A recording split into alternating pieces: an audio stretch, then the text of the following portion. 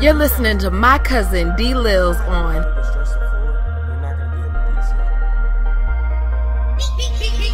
It's DLils you rockin' with hip hop and home runs. We don't criticize pros, man, it's all fun.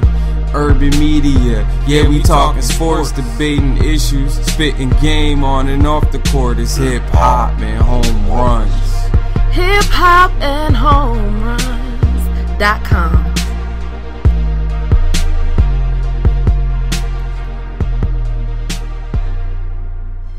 It's your boy DLils, and you listening to Hip Hop and Home Runs.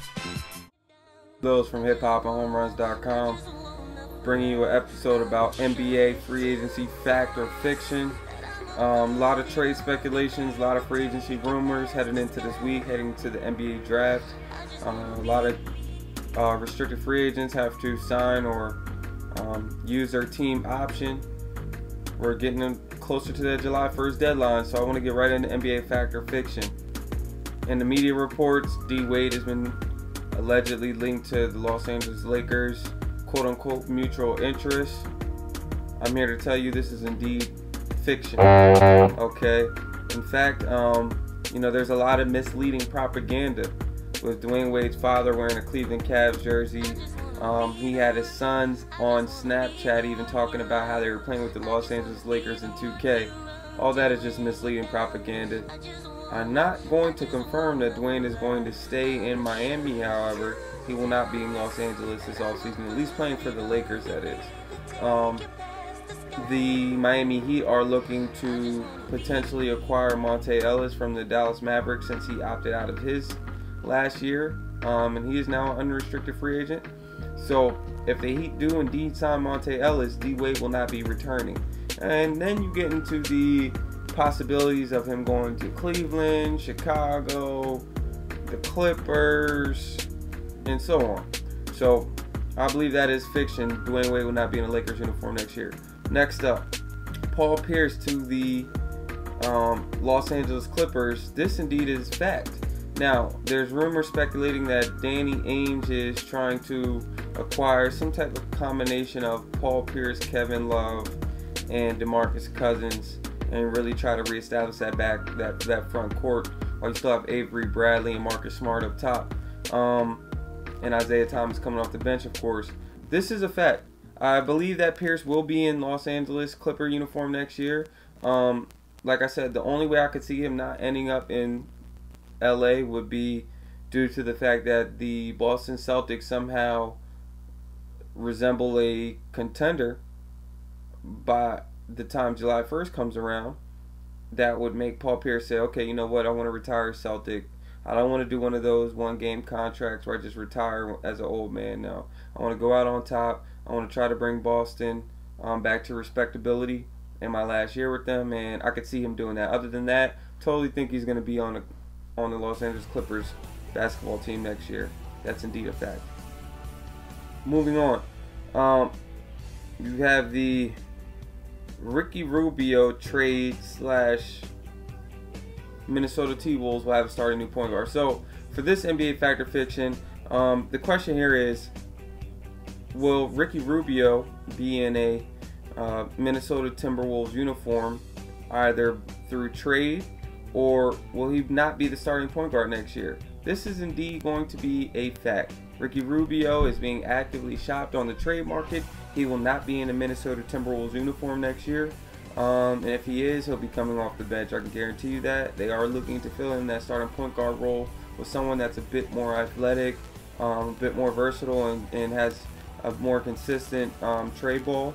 So you can expect to see Ricky Rubio in a different NBA uniform next year. Okay, moving on. Eric Bledsoe to the Knicks. A lot have been talk about, hey, the Knicks had the 4th pick in the draft. Let's go ahead and trade Carmelo Anthony. I'm sorry, yeah, that's ridiculous. Why don't we go ahead and trade the number 4th pick for Eric Bledsoe? This is indeed fiction as well. This is a classic example of Phoenix dangling bait. They've done this over the past 4 seasons. They've been very active in free agency and through trades throughout each of the past 5 to 6 seasons. I'm not saying they're going to hold on to Eric Bledsoe. because I do believe that reports are coming out of Phoenix that Brandon Knight is a more welcomed player, so to speak, than Eric Bledsoe is. But I fully expect them to actively shop him, but he will not end up in a New York uniform next year.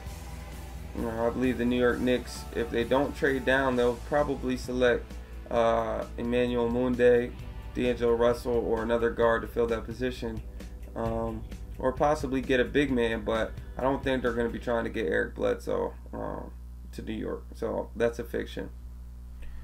This is a big one. DeMarcus Cousins his name's been associated with a lot of organizations. Everyone from the Denver Nuggets to the Los Angeles Lakers to the Boston Celtics. So DeMarcus Cousins to the Lakers is fiction. I'm just going to say that straight up.